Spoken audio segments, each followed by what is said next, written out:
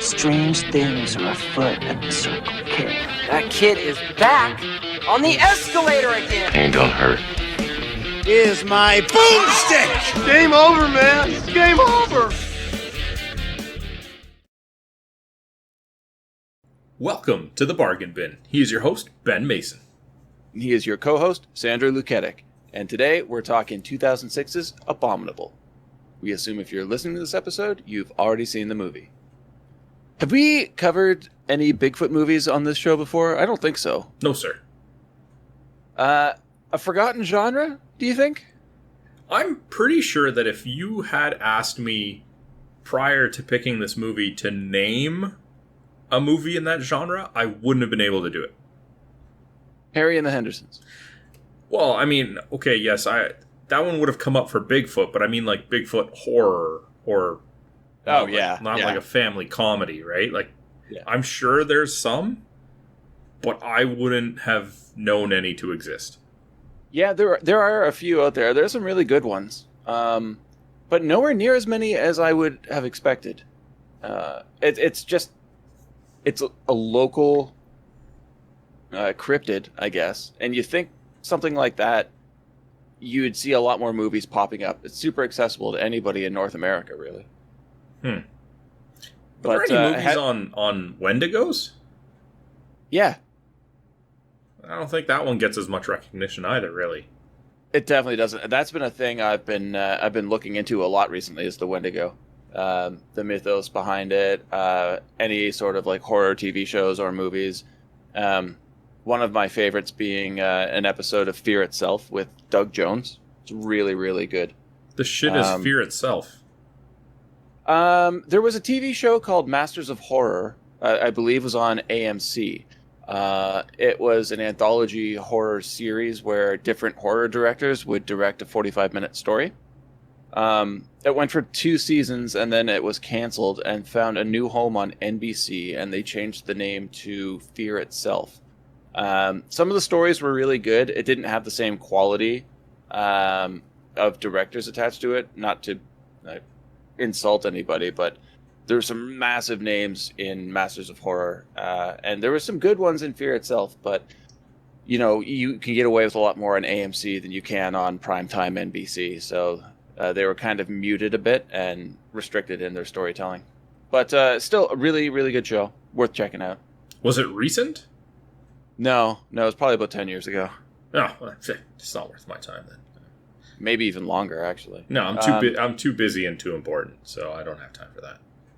Honestly, I was surprised you asked. I wasn't going to bring it up because I didn't want to bore you with or take up too much of your time. My time is valuable, so maybe with that. You spend like 2 hours a week talking to me, you fucking liar. I can't remember, and of course I'm sure you're going to make fun of me about this, but have you seen Abominable before? Did I make you watch it? I've made a lot of people watch this movie. If prior to watching this movie I couldn't have named a Bigfoot horror movie, what do you think the answer to that is? Well, I just assume that most movies I show you, you forget about as soon as the credits roll. There's a lot of memory suppression happening, that's for sure. But like I said, my time is valuable, so why don't we get into this movie? All right, cool.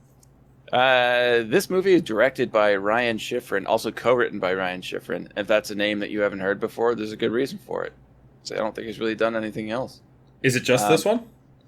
I haven't really looked into it. He was super young when he made this, though. I believe it's his first big move, or his first major film outside of just graduating film school. Ooh, 6 credits as a director. Yeah, but how many are short films? So 4 of them are short films, and one of them, like the last one that's not Abominable, was a segment called The Ransom of Rusty Rex within Tales of Halloween. So... Oh, no way! Tales of Halloween was good. All right. But that's... Go back and check that out. This is the only full-length movie he's done then. So... Yeah. And I have the DVD, which has Shadows, which is his USC student film he did. It was pretty fun, actually. I was impressed by it. You watched this movie on Tubi, did you? Yeah, that was the only place I could find it, because I don't have a DVD of it like you do. Okay, did you happen to make note of the runtime? Ooh, no. Okay. Do you want me to check it? No, it's okay. It's just my DVD on the back of the case. It says featuring uncensored footage not seen in the Sci-Fi Channel broadcast. I was kind of curious to know if there was an actual time difference or if it was just a few seconds here or there. 1 second. Okay. And through the power of editing, Ben, I can tell you that the version I watched was 1 hour and 31 minutes. Okay, mine's 1 hour and 34, so I'm not entirely sure what would have been different, but not enough, I guess, to really worth mentioning. You say yeah?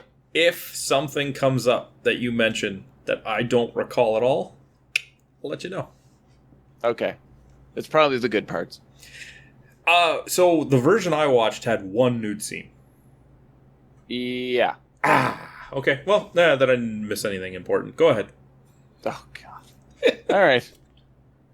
Horrible opening credits start us off. Text and flashes of scenery at night mixed with sounds of spooked animals, I guess. I couldn't tell. It was a jumbled mess.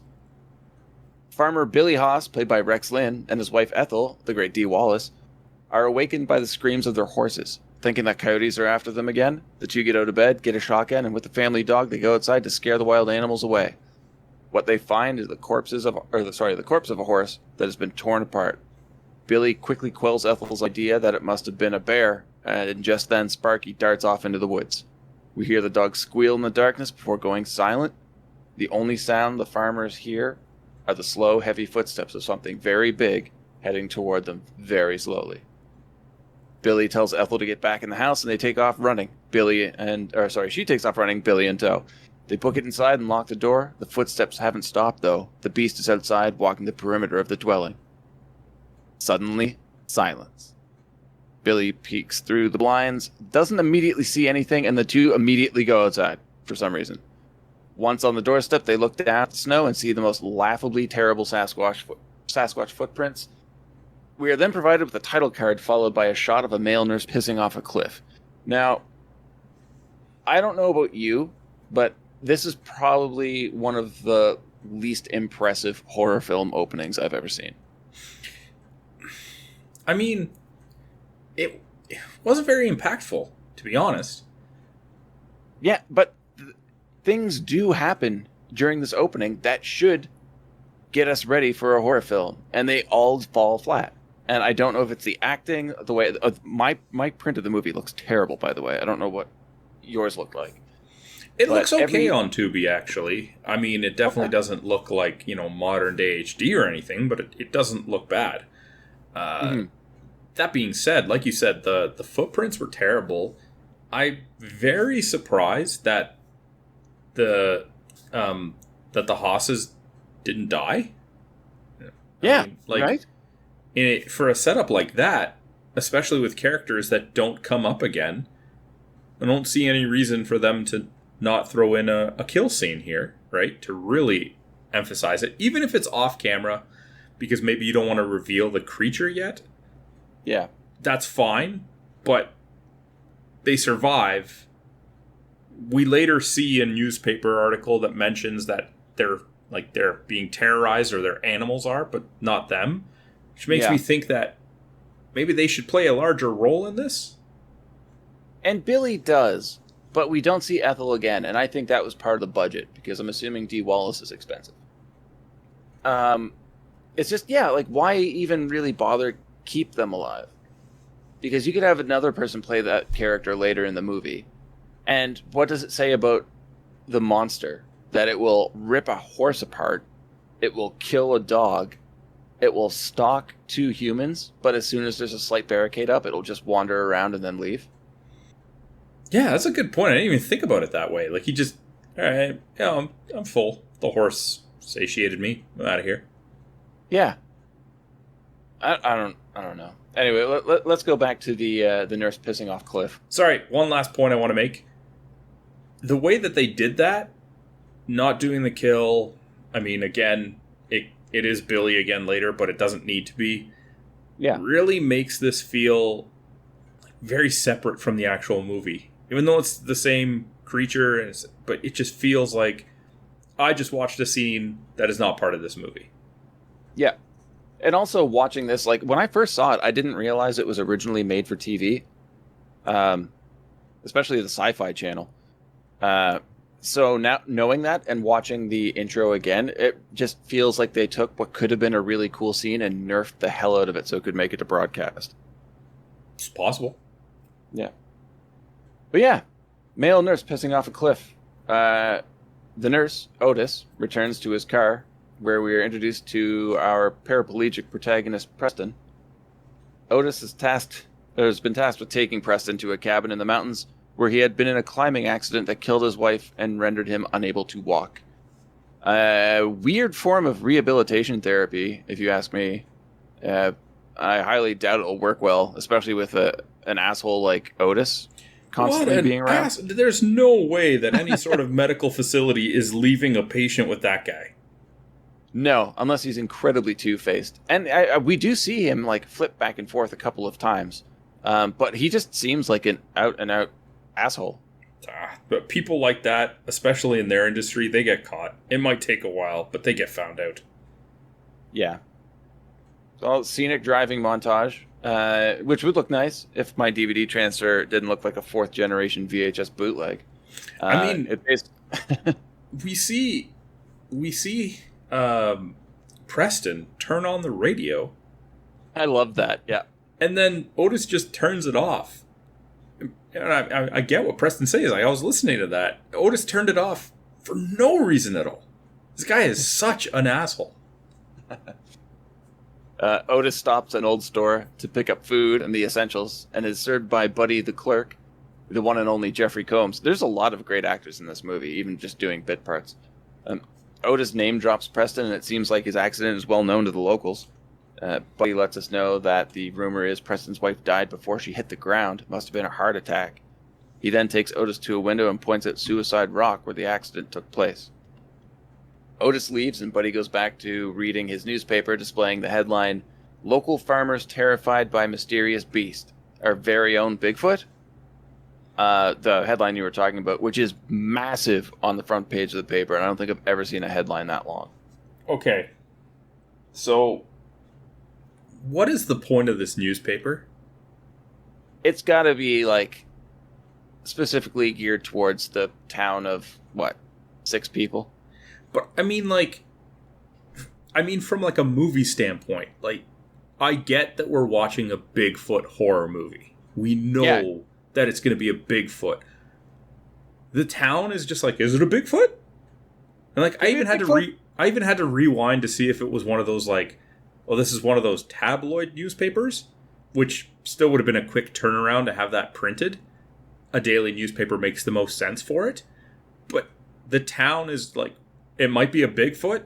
I mean, later in the movie, when the cops don't believe anybody that there is a Bigfoot, would they not at least be like, well, there was this article in the newspaper today. Maybe that's a reason to connect these dots. Like, I don't get what the purpose was of putting this in the newspaper. As the viewers, we just fucking saw that scene with the hosses. We don't need it in a newspaper.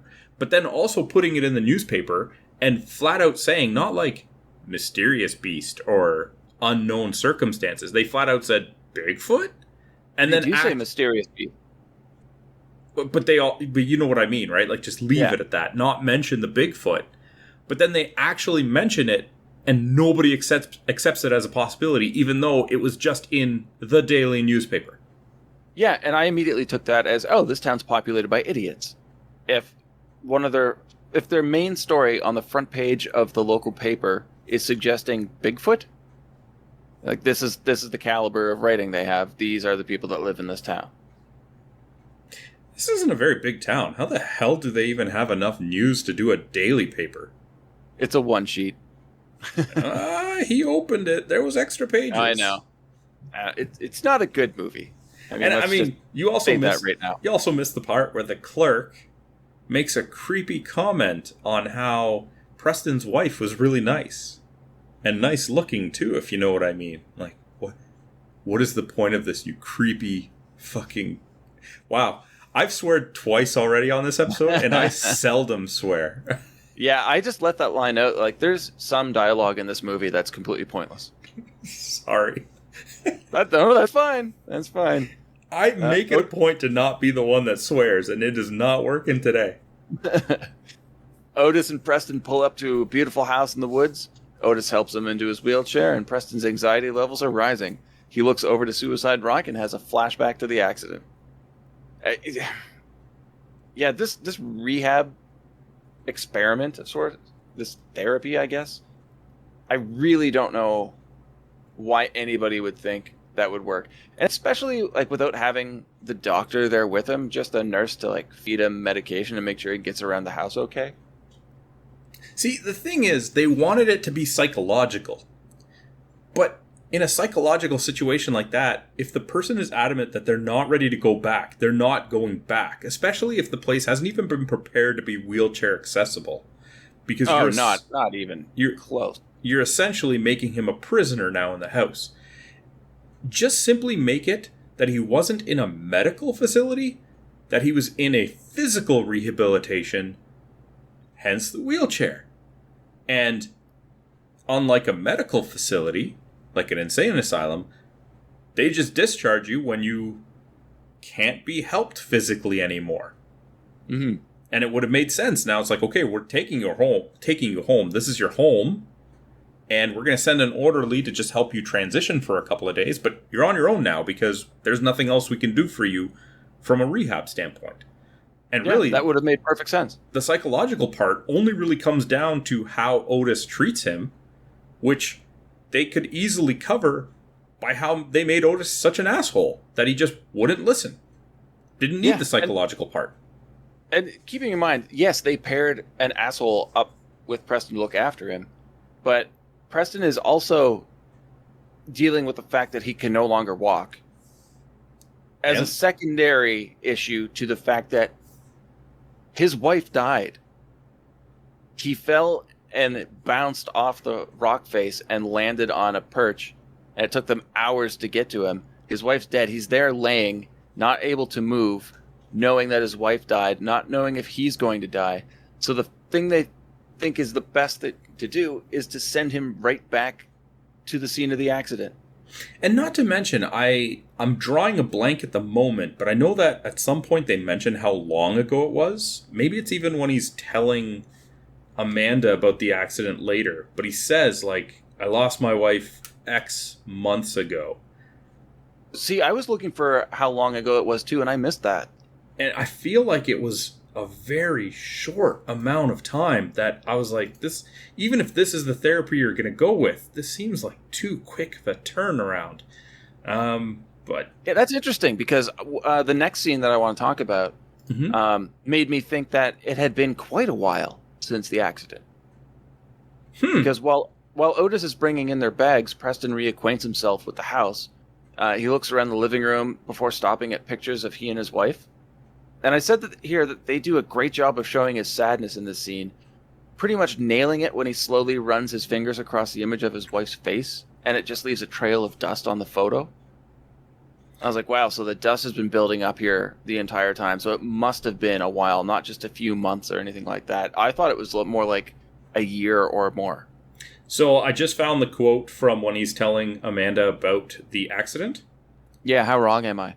He says, about 6 months ago, my wife and I went climbing on Suicide Rock. This therapy's bullshit, man. Yeah. Yeah, like 6 months is... I mean, the death alone would be difficult to justify 6 months, but then you're also taking into account that he now has to cope with losing the functionality of his legs. Not a chance. Yeah. Now, I'm kind of curious if this is actually just legit a story element, or if the writers didn't really think about it. Okay. No, I'm saying it's like the director and co-writer is young enough where I'm pretty sure if he had to deal with something like he's too young to have dealt with something like this. To have it more of like a intellectually mature outlook on something like losing your life partner. I honestly just think it was bad writing. Yeah, that's got to be it. Anyway, Preston wheels over to a phone and calls a coworker, I guess, and basically says that if anything comes up with a job they're working on, to just deal with it. Seems pointless, but whatever. Otis interrupts. Not a chance! Not a chance! Not a chance that he is calling a coworker. No. If he is after 6 months just being taken home now, he is probably still on a work leave. He did not go back to work. Not a chance. And then I don't know if this is his actual house or his getaway. And the only reason that I can believe that this scene was put in the movie was to reinforce that the phones are currently working. It has to be something along those lines. But the writing for this movie sucks. So, who knows, man? Otis interrupts, telling Preston he can only make his shake with real milk since there's no soy milk. He assures Preston that regular milk won't kill him, and Preston reminds him that he's allergic. I don't know why this scene even exists other than to get Otis out of the house. He decides to head back into town, and Preston hurriedly hangs up the phone and tries to stop him from leaving. He tells Preston he'll be back in 30 minutes and leaves anyway. Now, I guess it is, showing that Preston desperately doesn't want to be alone. Well, he didn't want to be there in the first place, let alone alone. Yeah. I enjoyed this movie when I was watching it, but talking about it now, it's not good. It's pretty rough, man. It's just like I'm even reading my notes being like, are you serious, man? This is awful. But when I was saying, like, the rehab could have been physical, would have made more justification on why he's being, like, released, right? You could do so many of these things for the same purpose, but in a way that makes more sense. Like, that phone call could have been any number of things. It wouldn't have to be that he's calling a coworker, right? Yeah. It could have been even the clerk at the store is calling, oh, Otis left his wallet here. I mean, they seem to know who Preston is, so I'd imagine they would have, like, his phone number or something like that. Now, you cover the reason to show that the phones are working, and a more legitimate reason why Otis has to go back to the store. Yeah.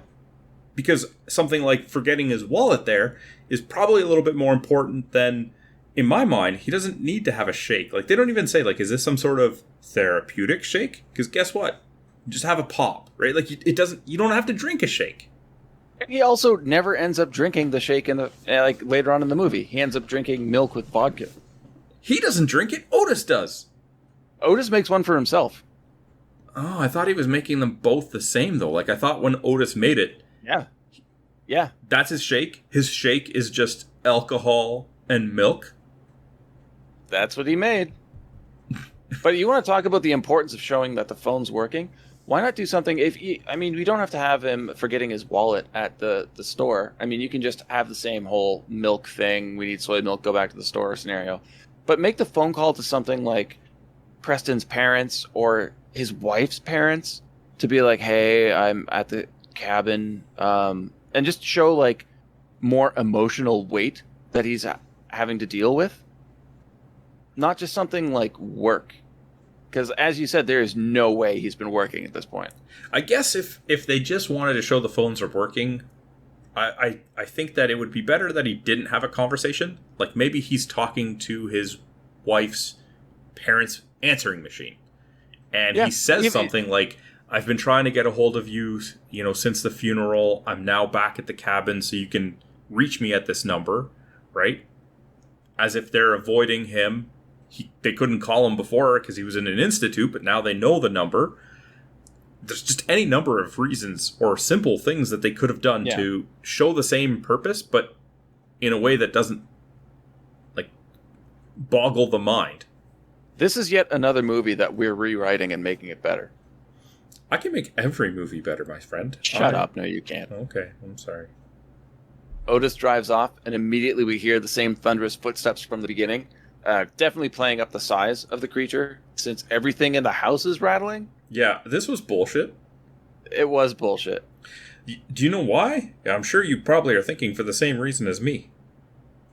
Well, other than the fact that it wouldn't happen, that they play it off as almost being the car stereo. No, that's not why. The reason that I think this is bullshit is because it's not consistent. No. Later on in the movie, this thing is moving around the two houses completely in stealth mode, and you ain't hearing or shaking shit. Yeah. So did he all of a sudden lose mass? Yes. That's exactly what happened. Right? Like, that's the problem with something like this. It doesn't stay consistent. Well, I didn't really focus on that too much because of what happened right after everything started rattling. I thought it was... Maybe I looked into it too much, but I thought it was pretty powerful. And that the aforementioned photo of Preston and his wife is the only picture to fall. And it falls off the stone mantle. And we hear the frame shatter and the glass shatter when it hits the floor. Because this guy needed more bad stuff in his life. Well, I was just thinking about the two of them falling again. Yeah. I don't know. In this scene, it's fine. I'm not arguing it in this scene. I'm saying that later on, I don't know, is it a Bigfoot? Is it a Sasquatch? Do we have a specific label for it? No, it's actually neither, but we don't get a name for it. Okay, fine. The creature, fine, whatever. I call it Squatch at some point. Sure. The creature should at no point sneak up on them now. Because they should always be able to notice the world shaking. Yep. Alright, whatever. Maybe now we know why there aren't that many Bigfoot movies. They can be done well. They can't. They have been done well. I've got a few in mind. Why didn't you pick one of them? Because I remembered this movie fondly, just like you remembered Buffy, asshole. You did too. Preston goes outside and we hear the booming bass from a car stereo. A jeep full of loud girls in their early 20s, I guess, pulls up into the neighboring house. Amanda, CJ, Michelle, Karen, and Tracy emerge from the vehicle, playfully joking and taunting each other in stereotypical horror trope fashion. The girls run inside, leaving Amanda behind. I have Ashley written, I don't know why that. Amanda behind to bring in the groceries. She drops one of the bags and while picking everything up, notices Preston staring at her. They wave at each other and Preston goes inside. Creepy moment. Not necessary by any means, but okay. Next we have a weird short scene of Preston taking some pills out of the bottle and then hesitating to take them as he looks at himself in the mirror. And then it just cuts back to the girls drinking beers on a deck. Again, another scene where they're potentially trying to put emotional gravity into it. Never comes back to it. And, he just doesn't take it. At one point, Otis accuses him of taking his pills. That is the only time it comes up again. Yeah. It's very pointless. And I think the weakness that we see in this movie comes from the fact that they took the structure of a good movie and then tried to make it original by just cramming it full of shit that doesn't make sense. Because basically the director's been known to say that this movie is Rear Window mixed with a monster movie, and Rear Window's just great. I don't know, I've never seen it, man. Yeah, it's good. Highly recommended. You like Jimmy Stewart and Alfred Hitchcock? Check it out. I know you won't. Don't worry about it. The girls are on the deck having some beers. It turns out that they're at the cabin for a fun weekend together before Michelle's wedding. Night has fallen and Otis has definitely been gone longer than 30 minutes. What the hell? Preston goes to the refrigerator in search of food and finds only old jars of condiments. If I had been gone from the cabin for what we can assume to be now, 6 months? That's what it said. The last thing I would go for is that old jar of mayo. And he just opens the jar, sniffs it, is disgusted by the odor, puts the lid on, throws it in the garbage, and wheels away. Who cleaned out the fridge? We get it. You've been gone for a while. You're hungry. Who cleaned out the fridge? I don't know. So if we're believed that they fell from Suicide Rock, yeah, the wife died, did he crawl his shattered and broken body into the cabin, get rid of all the food that wasn't 3 condiment jars, and then go to the hospital? No, obviously not, dumbass. So somebody went back and... or something. If it had been 6 months, yeah. I don't know why they would have left the mayo and pickles. My biggest problem right here is the fact that Otis just went back to get fucking soy milk. All of the groceries he bought are still there. Huh. Maybe you should put them in the fridge. They don't touch on that at all. All of the food that he bought is still there, just not soy milk, which is what he went back to get. He's already brought in all the groceries and all of their luggage. Why would you smell 6-month-old mayo instead of eating like a sandwich? Well, maybe he was looking for mayo to put on his sandwich. I mean, I got nothing. Yeah. Also, the use of day for night in this movie is rough, man. It's like when the sun sets, everything turns fluorescent blue. Anyway, moving on. It's allowed to make one mistake. It's not just that one time, man. Preston sees something in the distance. He goes to get his binoculars from atop a bookshelf and somehow just wheels himself right into it. Yeah, knocking them over. But he catches the binoculars. What he noticed in the distance is actually sparks coming from down phone lines. Phone lines don't spark, FYI. Oh, that's downright Sandro of you, man. That's the type of fact that I get hung up on. Both of my parents were telecommunications engineers. I know shit like this. Oh, okay. So this is hitting close to home, man. Leave it alone. He checks his phone. Dead. He then hears the same sounds we heard at the beginning of the film. And what is that sound anyway? It's like a mishmash of different animals or something? I didn't do the research to figure it out. I have no idea. It just... I don't know. Didn't sound good. Preston goes out onto the deck and through the binoculars sees CJ smoking a joint in the bathroom of the other house. I don't know about you, but I would have closed those curtains as soon as the sun set. CJ leaves and Karen enters the bathroom to check her phone. Tracy and Amanda go out on the deck, and Tracy exclaims she can't believe Amanda didn't hear that loud noise. Karen joins them on the deck, trying to get reception on her cell. Amanda asks why not use the phone in the house. Karen tells her that the landline is dead. Tracy and Amanda head back inside, and CJ wanders around, finally getting Karen finally getting Bart on the line. Preston is still watching them through his binoculars, which is kind of creepy, because this has been a while now.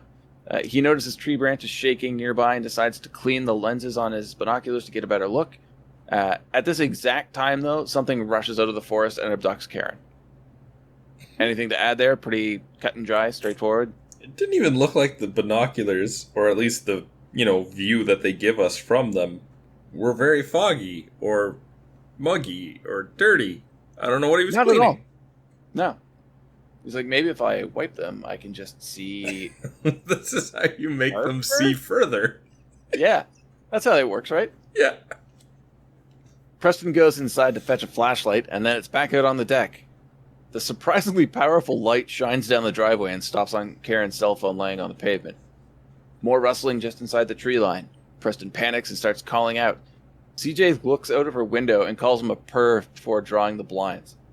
More heavy steps from the forest. With his binoculars up, Preston slowly scours the trees with the flashlight and sees the Sasquatch's eyes staring back at him. Super cheap, but effective reveal, I think. I'm more interested in the distance between these two houses.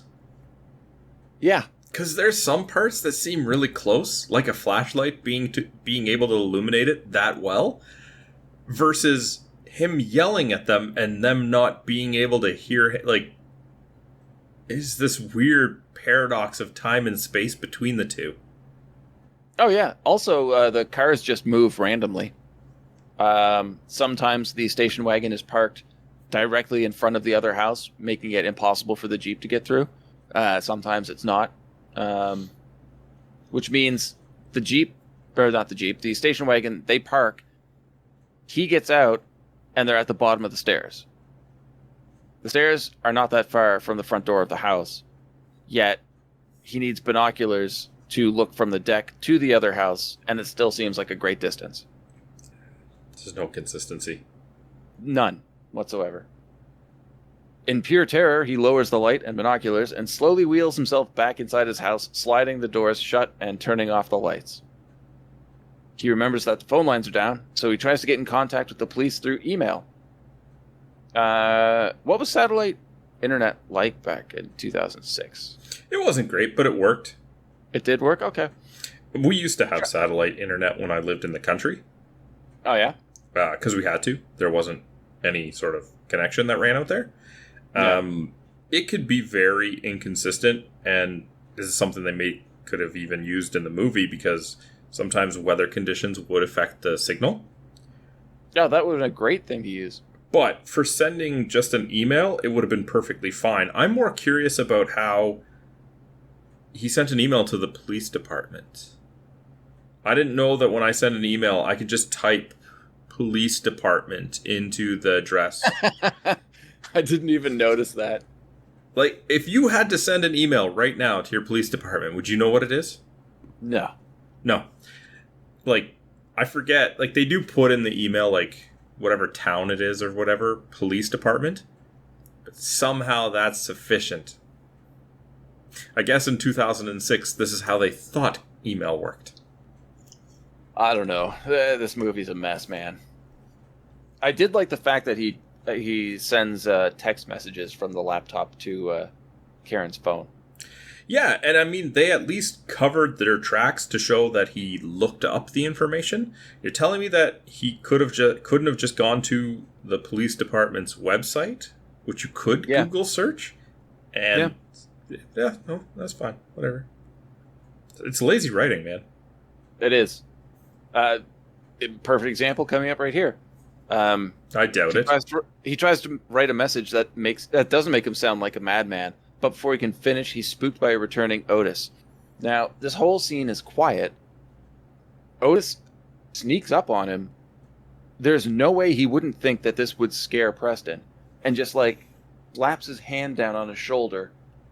Then he screams and gets mad at Preston for scaring it. Yeah. Otis is just a dickhead. Yep. But if it is that quiet, and Preston had turned out the lights and was chilling in the place, he wouldn't have heard a door open. Yeah. Also, keep in mind that the Bigfoot's outside, so it must just be standing still, because we noticed before, if it moves at all, everything falls off the walls. So what you're saying is that break in the trees where we see his face, yes, is where he's been standing the entire time. This entire time. Yet somehow abducted, which one was it? Karen. Herdberger. Stupid last name. Terrible. I apologize for anybody who might be listening with the last name Herdberger. He abducts her. In the amount of time it takes Preston to wipe his binoculars without making a sound. Oh, it's not even that, man. Not only does he abduct her and not make a sound, he hasn't left the scene yet. So where the fuck's Karen? We see her later, so we know she's alive. She's just super quiet. Maybe she got knocked out first. In fact, she's even closer to Preston's house than before. These are all very good questions, sir. I do not have answers to any of them. All right, well, he tries to tell Otis what's happened while he's been gone, and Otis isn't having any of it. Preston just wants to go next door and tell the girls what he saw, or technically didn't see. Otis decides he can't do anything that will overstimulate him. He locks the windows and door to the deck and takes the key, stating that if the girl isn't back after they have dinner, he'll go over and talk with them himself. Preston checks the front door, which is unlocked. He looks down the massive staircase before muttering to himself, "Fuck that," and going back inside. I thought that was kind of funny. Matt McCoy is pretty good in this movie as Preston. Sure. But this kind of goes into one of my more favorite parts of the movie. Okay. And that's just because I'm a horror fan. Okay. We get Buddy, the clerk from the store, Jeffrey Combs. Billy, who we saw before, the farmer. And Ziegler, our introduction to this character, played by the great Lance Henriksen. The boys are sitting around a campfire in the woods. They're out there hunting Bigfoot. I didn't really go too in-depth with this because it's just some really funny banter between the three of them, which I geeked out over just because you don't see these guys share the screen that often. but I'm pretty sure this is the writer's attempt at Tarantino-style storytelling. Explain.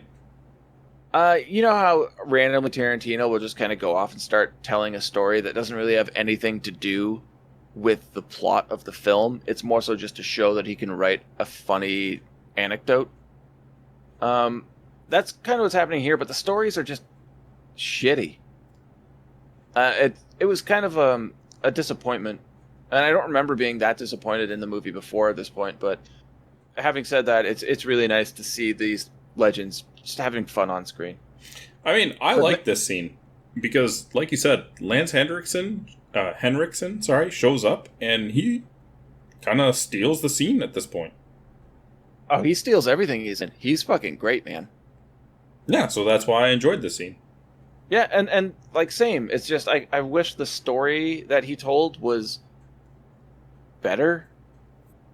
But he's great. Like even telling a stupid story, he does steal the entire movie, in my opinion. But next we get Squatch Vision. The three friends are being watched from the woods. The boys hear some noises, and Ziegler wanders off to investigate by himself. I don't know why the others don't go with him, but they don't. He finds a blood trail that leads him to a cave. He makes the smart decision to go into the cave alone, yelling out and making his presence known. As he goes deeper into it, he finds remains of different animals, eventually stopping at a human skeleton and seeing what could be a skeleton of another Sasquatch. Ziegler hears a voice in the distance, and eventually Karen drops to the ground in range of his flashlight. She pleads for help, and her guts are falling out all over the place. She begs for him not to leave her because it's coming back, and before he can leave for help, Karen is violently dragged back into the darkness. This thing fucking moves, dude. Yeah, again, no shaking. There must have been another entrance to this cave, apparently, or he snuck up from the other side. I don't know. I guess he just pressed himself up against the wall of the cave and just shimmied past Henriksen. Or he was just standing behind Karen, because apparently that's what he does. He just finds a spot, stays there. Yeah. Plans everything out in advance. Like you mentioned, like, Ziegler going in there makes no sense. He mentions during the campfire discussion that he doesn't believe in Bigfoot, right? Which they're kind of hinting that this is what it might be, right? But he's there because he likes to kill shit. So we're supposed to assume that he's a hunter. Even if it wasn't a Bigfoot, if this was a bear cave or a coyote cave, as the Hosses like to say, he should know well enough to not go in there by himself. That's not a good idea for any hunter. No, it's terrible. It's incredibly stupid. Again, bad writing. All you would have had to do, and yes, it would have spoiled the reveal a little bit, is have him hear Karen calling from inside. Yeah. And unlike his reaction to go and find help, determined to go and help this person that he hears crying for help. Mm-hmm. Yeah, just need some touch-up on that script. It would have been fine. Mm-hmm. Ziegler books it out of the cave and finds Billy and Buddy. Together, they open fire randomly into the trees. Billy gets taken up first, then Ziegler, with a Wilhelm scream, mind you, and finally Buddy. Preston tries to look up Karen's phone number online, hoping to draw the attention of her friends. He sends a message and anxiously awaits by the window. The phone is still on the road, and the beeping is loud enough to alert all of the girls. I guess it'd still be because of this whole distance thing, right? Now the phone is super close.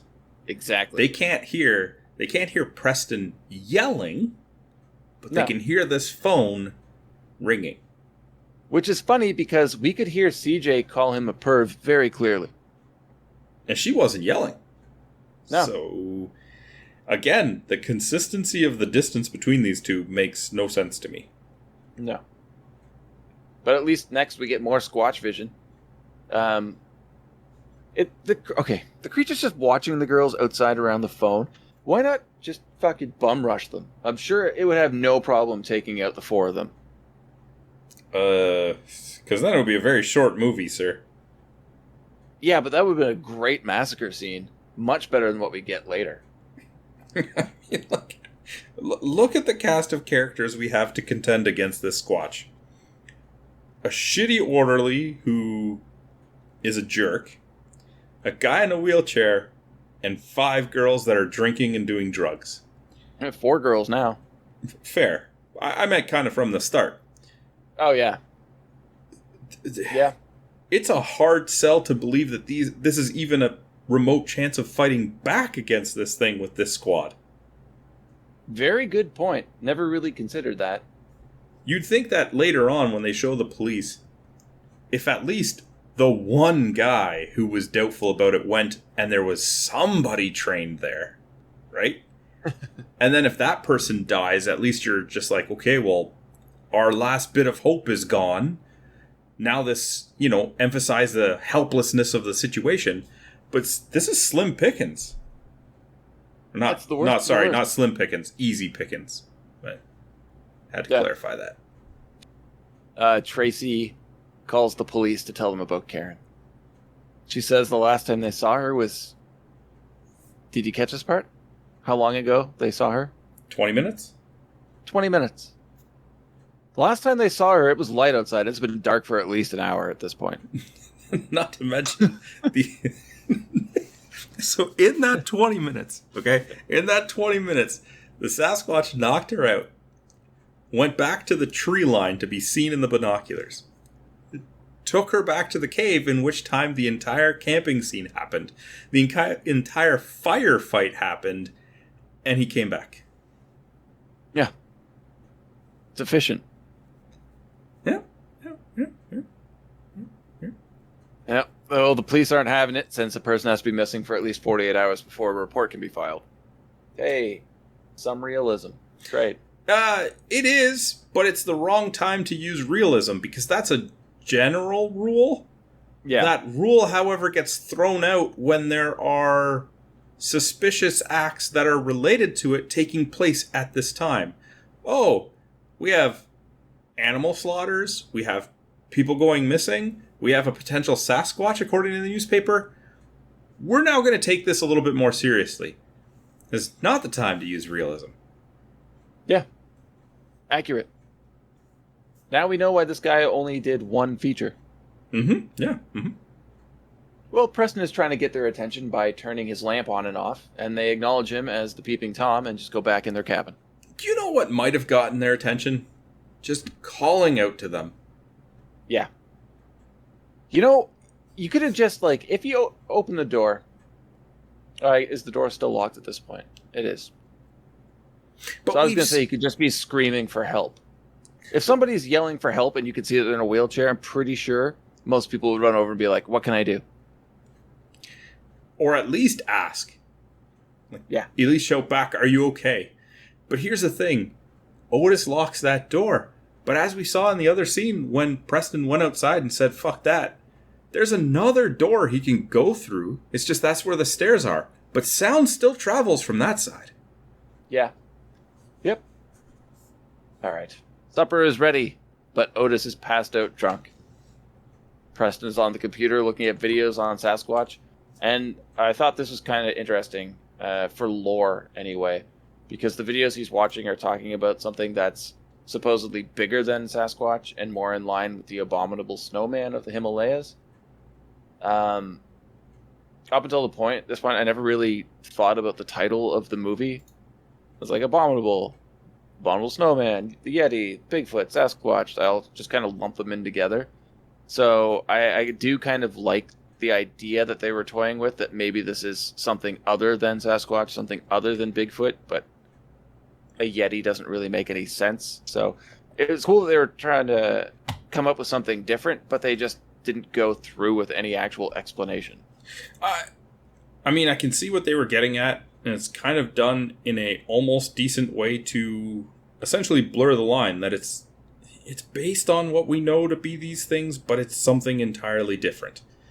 Cool. Yeah, which is really cool. Yeah, I can accept that. That's well done, but they don't. It just feels like they don't get fully behind it. No, they don't, and they just drop it from that point. Like many things that get set up in this. Yeah, one thing they don't drop? Squatch vision.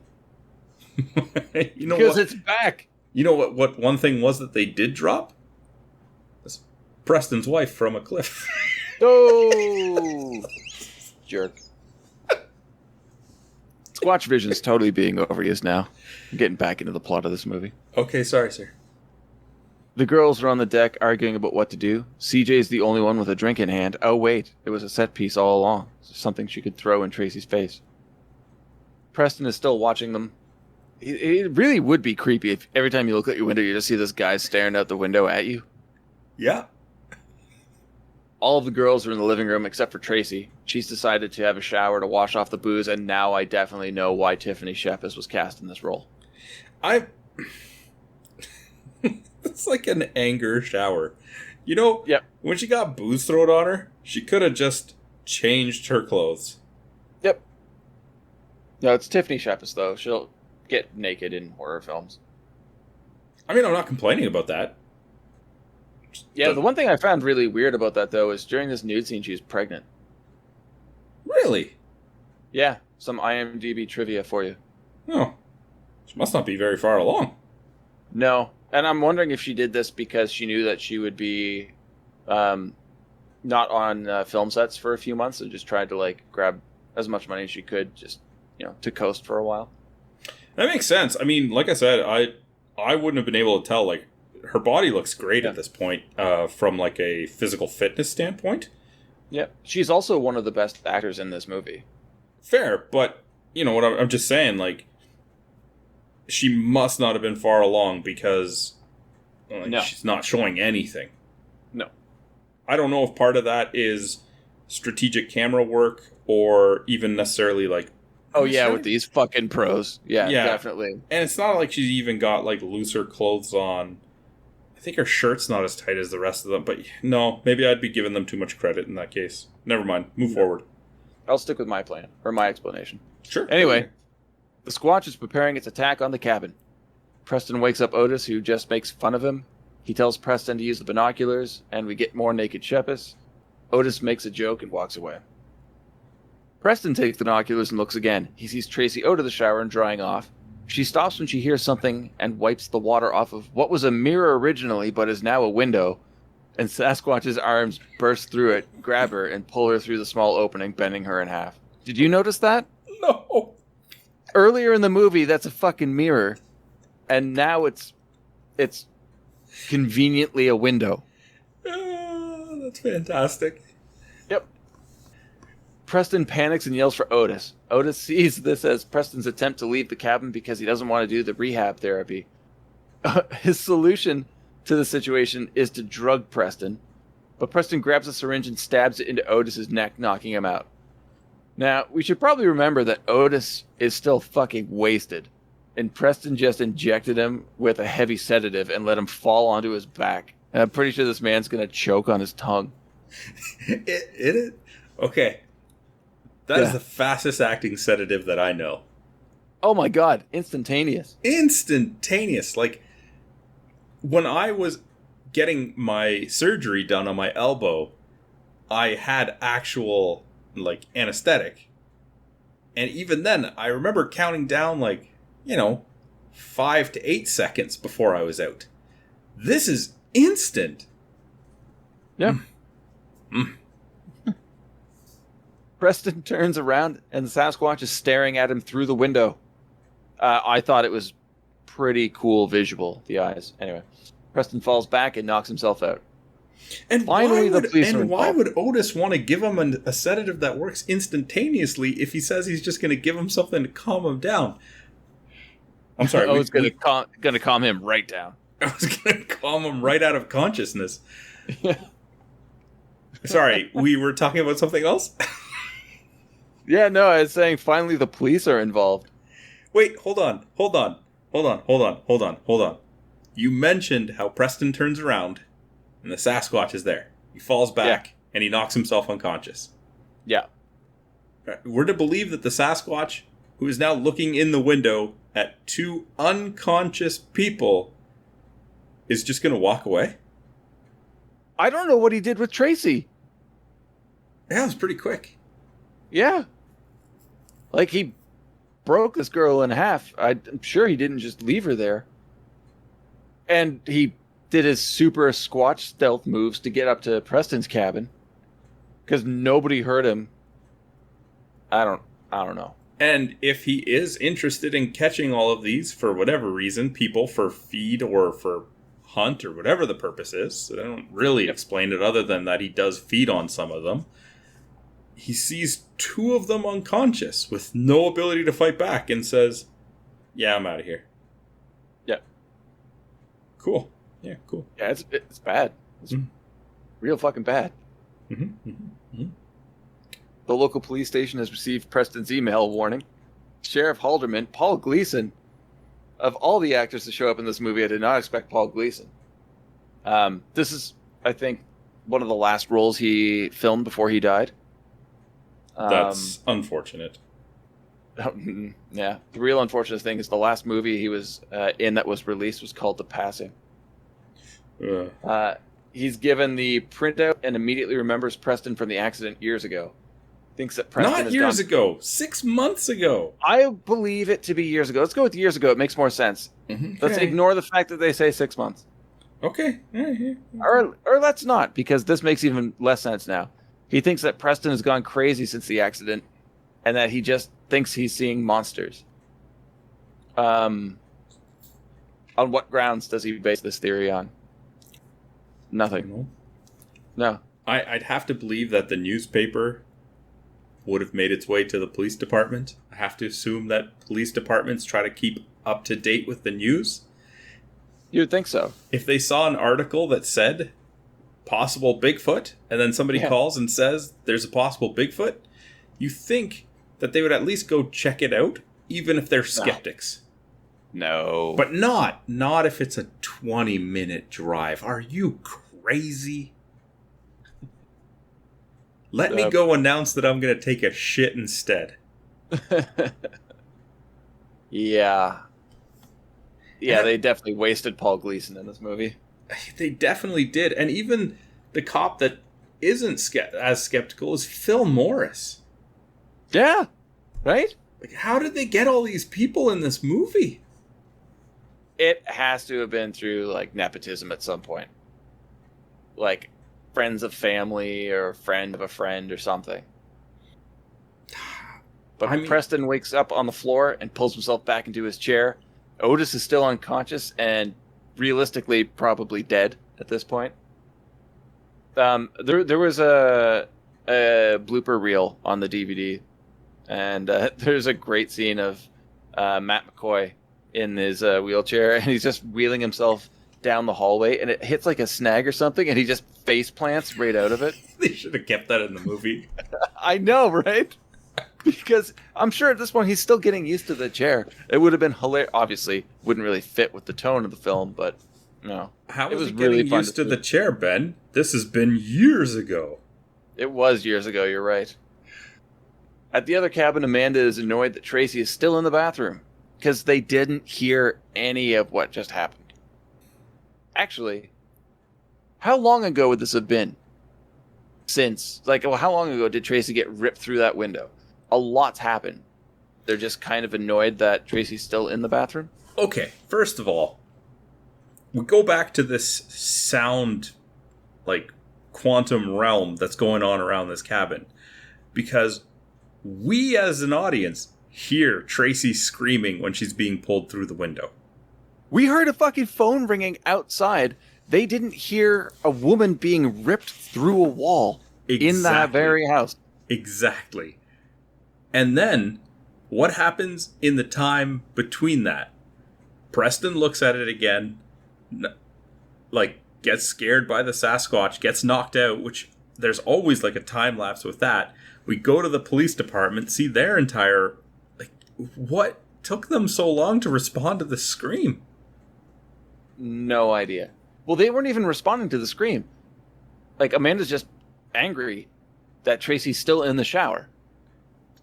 That's what I'm saying. They didn't hear the scream. They didn't hear any scream. All right. Preston gets a knife, but discards it for his climbing pick.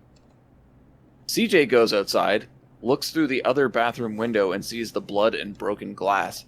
Let the screaming begin, because the other girls run outside and join in. Preston hears them. There you go, more sound carrying. And rolls over to the window in a series of weird camera cuts. The girls go inside and panic about what to do. Now it's Squatch time. The monster's ready to attack, and Preston screams to look out. He smashes the window, which momentarily distracts the beast, but it returns to the task at hand and approaches the other cabin. Preston sends another text to Karen's phone, warning the girls to turn off the music, which they do. Amanda leans out the window and Preston shouts to her about a creature outside their house. He tells her that he saw something take their friend, and honestly, I think this is pretty fucking awesome, because it doesn't happen enough in horror movies, where people know that something is outside trying to get in, and they actually just try and shout back and forth because there's no other form of communication, even though, I mean, he could text the phone. I don't know, it ups the tension by removing technology in this area and just makes it as basic as terror could possibly be. The scene really worked for me. I mean, if you ignore all of the other inconsistencies with the sound traveling, sure. Dude, I'm just trying to pick at what I can here. There's not a whole lot. While they yell, the monster smashes the front door and enters the cabin. The girls scatter. Michelle and Amanda run for one room, but Michelle gets there first and locks Amanda out for some reason. I don't know why. I thought they were all friends. Apparently not. But Michelle pays for being a shitty friend. Sasquatch punches through the floor and pulls her through it, taking bites out of her until she's dead. Amanda almost sneaks by it, but CJ runs in and screams, giving them both away. CJ sucks. That character really sucks in this movie, man. Amanda runs and jumps through a window, which shatters before she hits it and tumbles outside. Please tell me you saw that. No, I didn't. She takes no damage from it, though, either. Not at first. Not at first. But she gets like cuts on her face from it later, which just randomly show up. Randomly show up because they're not there. Yeah, initially. No. That's because the window actually shattered, like it spiderwebbed before she even got to it, and it already shattered before she falls through the window frame. Definitely go back and rewatch that. It's fucking great. I had to rewatch it a few times. At the very least, you'd think that there'd be glass on the ground under there, that you would get some cuts right away. I don't. Mm-hmm. And why do they show up later? Did you go back and rub your face on it after? Definitely. CJ runs out through the door and into the Jeep. Squatch rocks the car back and forth, and CJ exits. Eventually, the monster flips the car over and smacks the shit out of CJ. She blasts him in the face with something. I don't know if it was like mace or hairspray. It looked like pepper spray, like mace. Yeah. Some aerosol of some sort. Anyway, and the monster just stomps her to death. That was one death I was really happy with because I was done with that character. Not subtle at all in that one. He did not use stealth tactics for her. Nope. But that was a legit hard stomp. You think it would have shaken the photos in Preston's house or something? No. That only happens when he really wants to stomp. Like jumps between steps. Yeah. But you think the sound would have carried? No. See, and that's why we don't hear the stomping and the shaking, because there's also a shake paradigm between this like quantum realm of sound. Okay, that makes sense. God, it doesn't. I'm such a goof. It doesn't make sense. But you know what does make sense? Mm-hmm. Listening to our friend Tim's podcast. Let's hear an ad on that. Knights and Nerds is not just an actual play D&D podcast with an original campaign being played by a group of friends who tolerate each other. It's also a podcast where I, the Dungeon Master, talk about how I'm adapting to the choices the players make, as well as revealing to you, the audience, the complex story and deadly twists that I have in store for my players. Find us on iTunes, Google Play, Stitcher, Spotify, or at knightsandnerds.com. And we're back.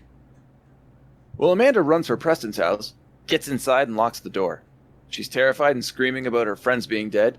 Preston tries to calm her down in the worst possible way, saying she has to be quiet and, quote, it's okay. Nothing happening right now is okay. They should really be panicking. She's a mess. He's in a wheelchair. Otis might be dead in the living room, and there's a giant monster outside trying to get in and kill them. Like, saying it's okay is not calming anybody down. I didn't buy any of his attempt to calm her down. Neither did she. She just ran off and vomited. Well, I mean, that makes sense to me, at least. Like, she watched her friend get stomped, right? It's maybe one of the things that makes the most sense in this movie thus far. All right. It's weird, though, because Preston seems to be pretty level-headed for the most part of this film. And it just seems like a really poorly written, I guess, response to somebody who's going through that. Especially now that he's finally made contact with one of the other girls, a survivor of sorts. Yes. Preston checks outside. The monster's gone. He tries to console Amanda more. He tells her that animals are only hostile for a few reasons. One is if they're hungry. Another is if their territory or young are threatened. He doesn't think that thing is still hungry, which almost kind of seems like a low-blow joke. He then tells Amanda his backstory about the accident. This is where I guess we find out it's been 6 months. My bad.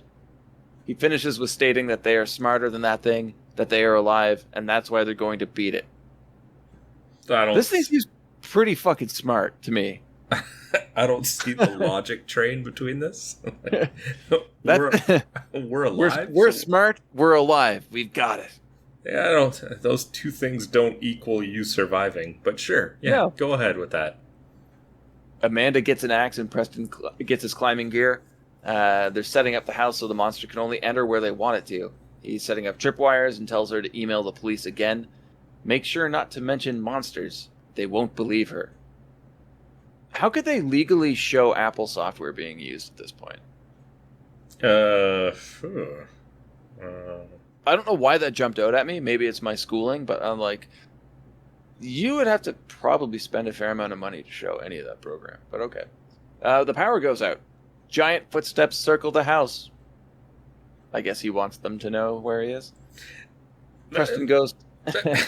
I said I had a problem with that whole aspect from the very start. Yeah.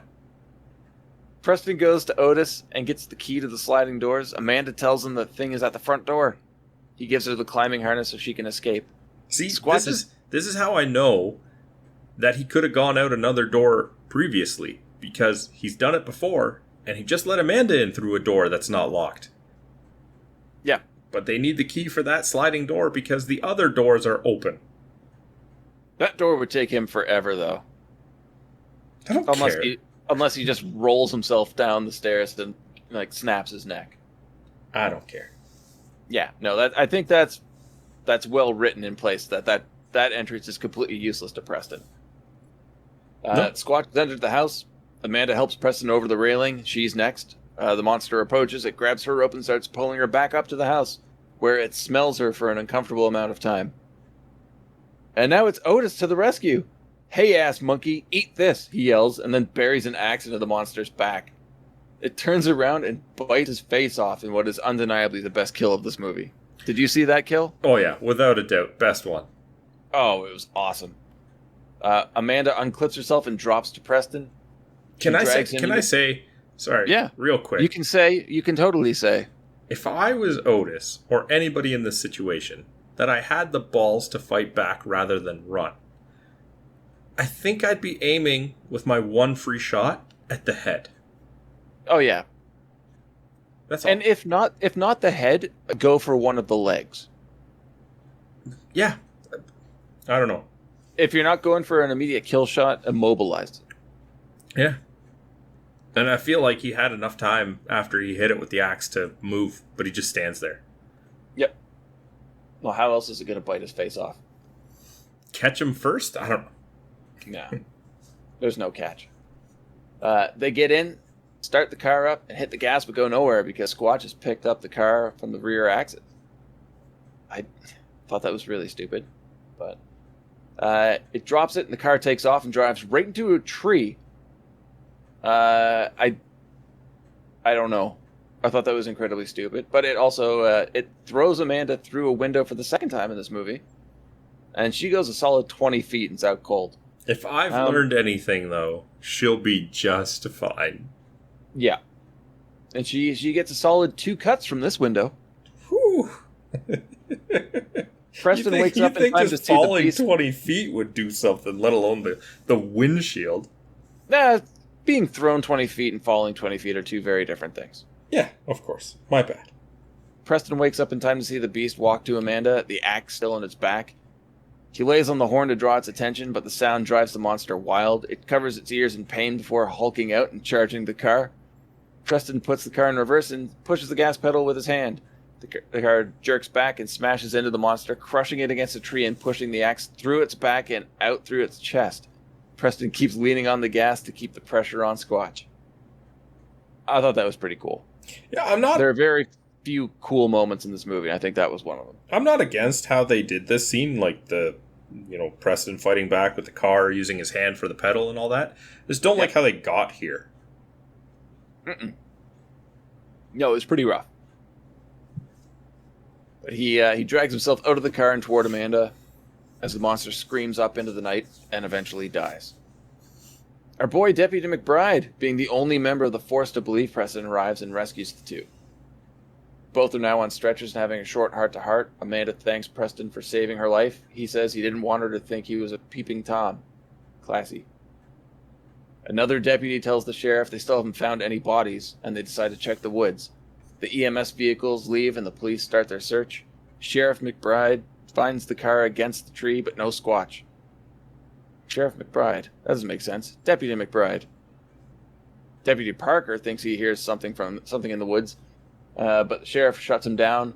That is until they look around and see all the sets of Sasquatch eyes staring at them from the trees. Cut to black and roll credits. Thank God this movie's fucking over. Well, I mean, at least they set up for a sequel. When's that coming out? The Abominables? I mean, this one came out in 2006, right? When did the sequel come out? Well, I don't know what you're looking at, but in Germany, this movie came out a week from yesterday. Huh? Yeah, in Germany, this film got a release of June 6th of this year. Yeah, but I'm not asking about this movie. I'm asking about the obvious sequel that they set up. What year did that come out? That's not a sequel setup. That's not a sequel setup? All the Eyes? No. Yeah. Sir, I'm surprised. I thought that this would have garnered enough attention to warrant a sequel. Well, it did make a shit ton of money. Did it now? Yeah. Yeah, opening weekend in the U.S. and Canada, it made $1,810.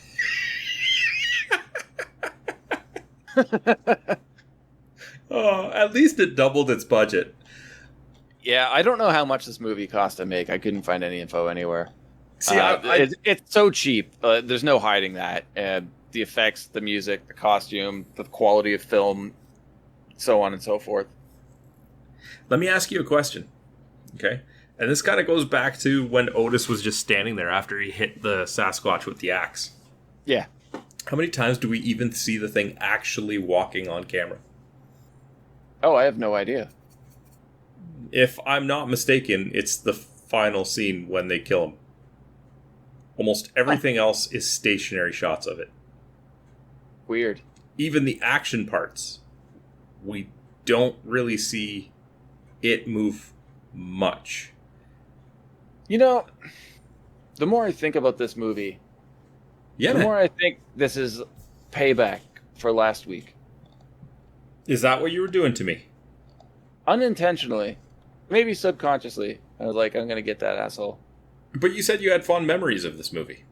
Just like we both had fond memories of Buffy. Okay, fair enough. Well, I mean... honestly, I think Buffy might have been a better movie than this. Oh, if without a doubt, Buffy was a better movie than this. It's probably just us, though. Like, how did the reviewers like this movie? It did better than you probably think. Okay. Lay it on me. Yeah, it's sitting at a 5.1 out of 10 on IMDb. No, not a chance. No. Yeah, well, the critics on Rotten Tomatoes gave it a 69%. Did they get a different movie than us? Mm-mm. Okay. The audience scores 41%. That's still too high. Yeah, it's pretty high, isn't it? The Metascore, I think, is too high. Do you know what the Metascore is? No, what is it? It's only based on 6 reviews, but it's a 31. That seems too high to me. Yeah. I will say this. It's not a good movie. No. By no means could this even be mistaken as a good movie. This might be... It's an enjoyable movie, though. I enjoyed watching it, but it is bad. This might have been the worst movie we've done since we started this podcast. I would probably watch Ninth Gate before this if it weren't for the fact that Ninth Gate is 2 hours and this movie would just end my torture sooner is the only reason. I mean, yeah, it's bad. It's bad. It's probably the worst movie we've covered. But I tend to pick most of the movies. I still find this enjoyable. I just don't get it. Like, because when you go to IMDb and you click on the reviews, you see people that are giving it 8 out of 10, 10 out of 10, 8 out of 10. And it's just like, what?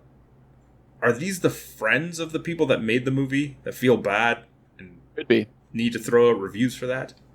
It does happen a lot. Can I ask you a question? Yeah? Was this movie intentionally filmed in a way to make it look like it's older than 2006? I don't know. It looks rough. Do you get at any point during really the movie bad. the feeling that this is like a late 80s movie? No. It could feel like a mid-90s movie. I think that's being generous. I mean, if you look at Buffy the Vampire Slayer, it looks so much more contemporary than this. Not just better imagery, but like more contemporary. It's almost like when I was watching the movie... No, that's film quality, though. That's different. There's no way that... well, I don't want to say no way. I would argue that this movie was not shot on film. I don't know, man. There's a lot of even just like camera cuts, angles, different things that make it feel to me like I was watching a much older movie. And do you know why that is? It's because a lot of the older horror movies from the 80s that we've been watching or that you have seen, even the majority of the 80s action movies were edited by people who really didn't have like big blockbuster film editing experience. So they're all pretty new to it, or they're just bad and they work for cheap. Comparing this to something like Buffy, where it's all like high-end talent, and Abominable is like, this is the first movie done by a student just out of USC. Comparing the two of them is ridiculous, but yeah, it definitely does look old. And I think it's because of technique and funding and the available technology to them. I honestly am, I'm saying this completely, like, honestly. I thought that was intentional, and I thought that was perhaps the best thing they did was purposely making it feel like an old horror movie. Like, if you did that today, just as an homage to like the genre and era of movie you love the most, make it like feel and look authentic to an older movie. I thought that was intentional. But now, even saying it out loud, I feel like I'm giving it too much credit. And if this was the first movie somebody did just out of school, go back to school. You ain't ready yet. Yeah. I mean, that's a harsh thing to say, but I think it's very honest and very truthful. Now, if I tried to make a movie about Bigfoot like this right now, I'm sure it wouldn't be half as good as this movie. But I don't think they knew enough to make a film and have it released on DVD, at least in a package that looks as good as it does, with a cast as good as it is. And that's why I say there's nepotism here somewhere, because it doesn't make any sense. They must, if they don't know people that know other people in the industry to get these actors in this movie, the budget for this movie must have been fucking ridiculous. I disagree with you. You might not be able to make as good of a movie from certain standpoints, but I guarantee you could write a better movie, and that alone might carry it better. Oh, fuck, I already have, man. I know I can write a better movie than this. I mean, you and I rewrote elements of this movie better already. Yep. And I mean, we can just get Alex to play a Sasquatch. You don't even need costume. That's true. Anyways, random yammering aside, unless you have any other more facts or trivia you want to throw at us? No, I'm pretty much done with this. All right, let's get to the awards. Yeah. All right. Performance. You started off. Let's do this. Karen Anna Chung as CJ. She was the most annoying of everybody in the movie, and it's not just the character. I thought the acting was so poor that it made the character even more dislikable. Unlikable. I disagree with you partially. Okay. She was not a good actress, but I do feel that a lot of or at least the majority of reason to dislike her was the writing of the character. The actress didn't do it any favors, but I really do think that it was the character more than anything. All right. Agree to disagree on that one. It's like a half disagree. I'm not fully disagreeing with you. All right. Although I did disagree with you for my pick. Who's that? What do you mean? No, who's your pick?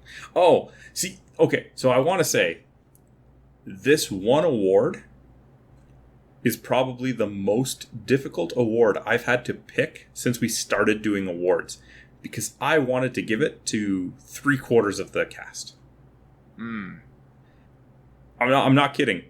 I had all my awards picked except for this one, and I went back and forth between like 6 of them on who I would pick. I ultimately went with Haley Joel as Amanda. Now, I don't even think that she was consistently the worst.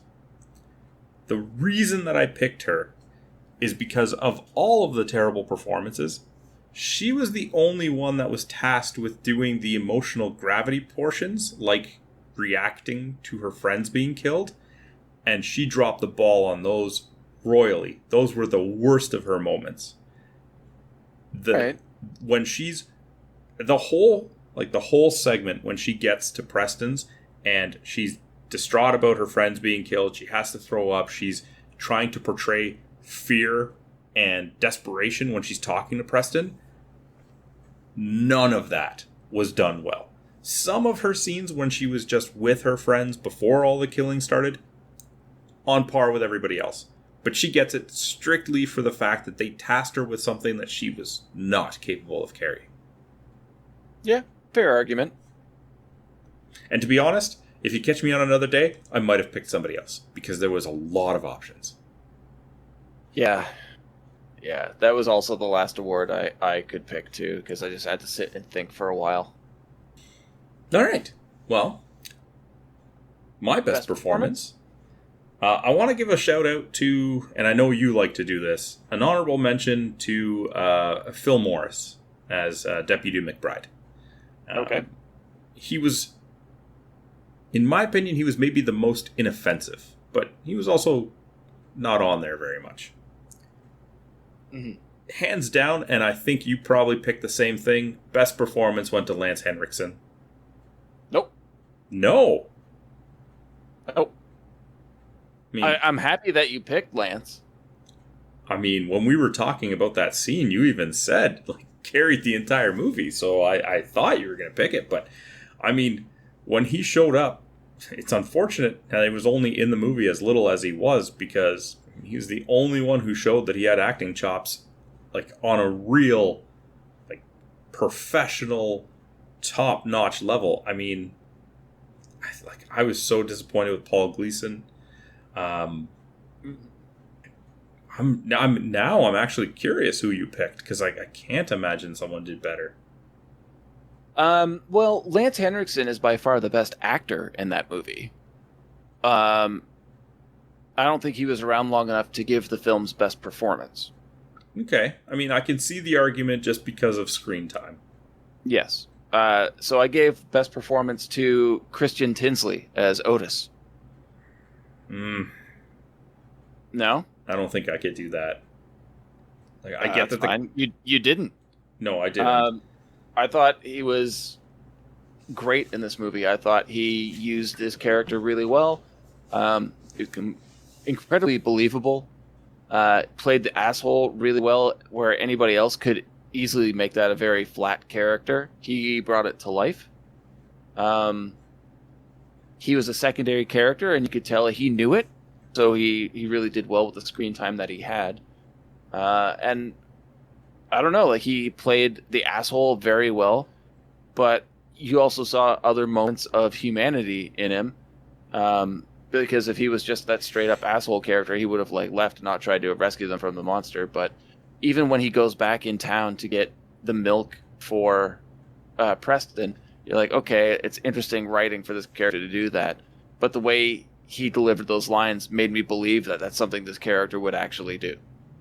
I found him much more believable than Matt McCoy as Preston, but I liked Matt McCoy too. It's just, I mean, you look at this guy's acting career, McCoy's like, I only really recognized him from one amazing movie, being The Hand That Rocks the Cradle, and then it was like Police Academy 5 and 6. Like, I didn't even know him from that. I knew him from the 2 episodes of Seinfeld he was in.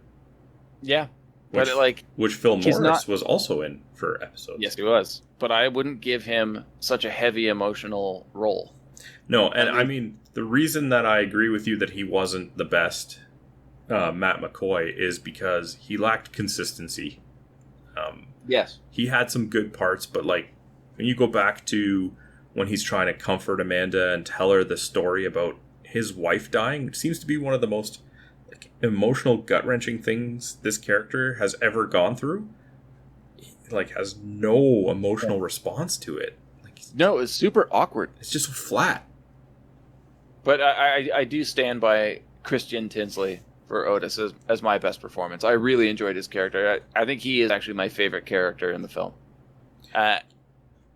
And when you look at like the actual dialogue that was written, he's okay. But the performance really brings that character to life. So yeah, Christien Tinsley for me. I can't say he's like not a decent performance. I don't know if I would have given him best, but I guess if we're going by screen time, sure. Yeah. All right. What did you have for most memorable line? The lines in this movie suck. This movie sucks. So the line I picked isn't even good.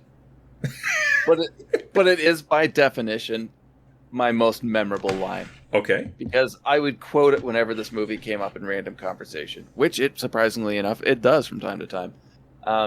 It was Buddy, the store clerk, when the 3 guys are in the woods, and he just goes, "You don't believe in Squatch." To which, Lance Henderson says, "Hell no," and then they go on and on. But like, I've never heard Sasquatch referred to as just Squatch before, and for years that's what I called it. And it's just because of Jeffrey Combs in this movie saying that line. Okay. I mean, I don't have a long-lasting impact because I have seen the movie recently.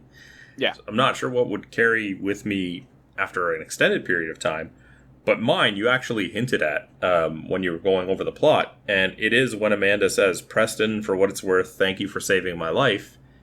And my most memorable line, and it's because it's bad, is Preston replying, "Well, I didn't want you thinking I was some sort of peeping Tom."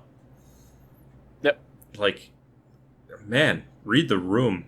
This is not the time for that joke. Not even a good joke. But you're being stretchered at... No. The line's going to stick with me because it was just a horribly written line at a horrible time in the movie. This movie is so bad. I love it. So bad. Okay, I guess I have to do most memorable scene or moment. I mean, this movie itself is pretty memorable for being awful. Okay. So I got seriously, like, your most memorable scene takes place between the opening and closing credits. It's the whole movie. That's your pick? No, I'm waiting for you to give me yours. Oh, mine is Tiffany Shepis in the shower, because it was the only part of the movie that I will ever try to remember and not completely block out of my head, like memory banks. Perv. Sure, but I mean, if that's the only memorable scene in the movie, clearly it did something very wrong in so many very wrong places. Okay, well, that is a good scene. You're fucking wrong. Because the most memorable scene in the movie is Otis's face being bitten off. Yeah, it was good. I liked it. It was great. It's not the first thing that comes to my mind when I think of the movie. Okay. If all that stands out to you in horror movies is the nudity, you're missing way too much. It's not the only thing that stands out to me in horror movies. It's the only thing that stood out to me in this piece of shit that you made me watch. Great movie. All right, well, might as well get to our closing thoughts. For once, I don't think I even tried to hide mine. I like this movie a lot. I will never recommend that anybody watch it. Short and simple. It's got some really fun cameos in it. I like what Schifrin tried to do. Unfortunately, it fell really flat. I'm sure it will be appreciated by first-time filmmakers, seeing what one of their contemporaries would have done. But as a standalone movie for somebody who's looking for something fun to watch, I would stay away. I assume you just hate it? Well, I mean, I said it earlier. I try to be the one that doesn't swear. My reaction to this movie and my overall response to it is, fuck you, Ben. No, I'm telling you, man, like, I watched this movie the first time, and it was, like, painful and agonizing to sit through. There was inconsistencies all over the place. And when I did a second viewing, because I did do 2 viewings as I try to stay true to that, I was so hesitant and not looking forward to hitting play that second time. I would never recommend this movie to anybody. I never want to see it again. I won't even turn it on again to go back to the scene where Amanda jumps out of the window to see it break first. When I'm done hitting record and editing this episode, I want to never hear the movie title again. I never want to hear it spoken about. I never want to see the cover, and I absolutely never want to hear a line from any of the actors in it delivered the way that they were. I want this completely taken out. Give me like a cinematic lobotomy of this part of my brain that will remember this movie, and I never want to see it again. I am never going to let you forget this movie exists. You're a jerk. Anyway. Tables have turned. So that's our thoughts on the movie. We look forward to hearing yours, except if you do respond to this one, I'll make Ben read it, because I don't want to remember this movie. Do it. You can hit us. You can hit us up on social media. We're on Twitter at BS Bargain Bin. Facebook, you can search BS Bargain Bin. Of course, we're on anchor.fm/BS Bargain Bin, and we're on YouTube.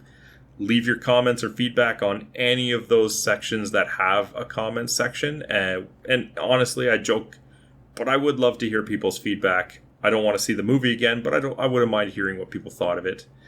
Yeah, honestly, we know you motherfuckers are listening to us. We can see the numbers. I really want to hear what you have to say about this movie. Anyway. And how wrong Sandro is. I don't think I'm that wrong, man. I don't think I'm that wrong. Maybe not. We'll see. You never know. You could be. I mean, you're very forgiving and you're very apologetic to movies because you know the difficulty that goes into making them. Even you didn't have the greatest things to say about it. Yeah, it's rough. Yeah. So anyway, get that taste out of our mouth. What movie are we going to be watching next week, Ben? Well, we've done horror and horror comedy for quite a while now. I was kind of want to switch it up a little bit, and I'm going to go the 80s action route. So next week we will be covering 1985's Commando. They hunted him down. You know, Colonel, we went to a lot of trouble to find you. They murdered his friends. And they took the only thing he would kill for. If you want your kid back, then you gotta cooperate. Right? Wrong. Now, somewhere, somehow, someone's gonna pay.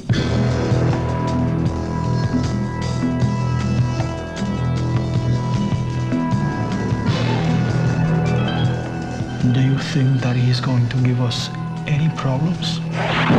You'll do exactly as he's told. Hasta luego, fellas. You're a funny guy, Sully. That's why I'm going to kill you last. Are you gonna tell me what's going on or what? No. Don't disturb my friend. He's dead tired. What are you doing? Helping you get her back.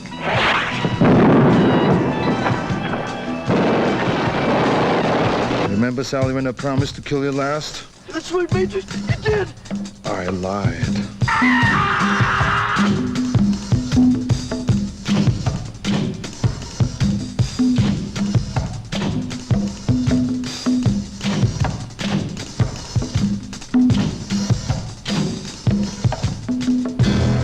If it's a mission no man can survive, he's the man for the job. Arnold Schwarzenegger, Commando. Let's party.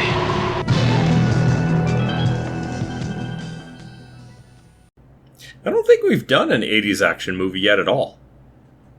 Have we? Never Too Young to Die. Yeah. Well, until next week, have a good one, guys. All the best, guys.